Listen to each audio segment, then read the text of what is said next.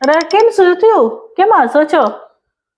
અરે અઠવાડિયા પહેલા જ મેં ભાવેશને કહ્યું હતું હા. કે તને કોઈ સમસ્યા આવે તો મને યાદ કરજે. હા તો એને એના લગ્નની કંકોત્રી મને મોકલાઈ દીધી.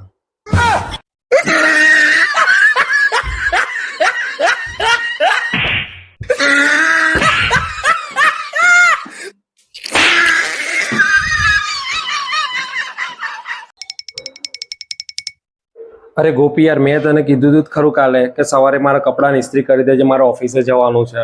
હું કઈ ઇસ્ત્રી કરવાની નથી, હું કઈ નવરી નથી.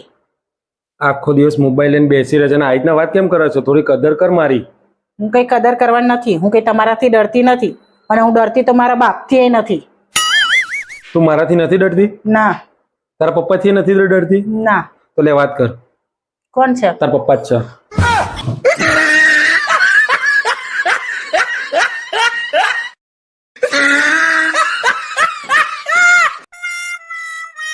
શું થયું મેડમ? કબાટ ખોલીને શું વિચારી રહ્યા છો?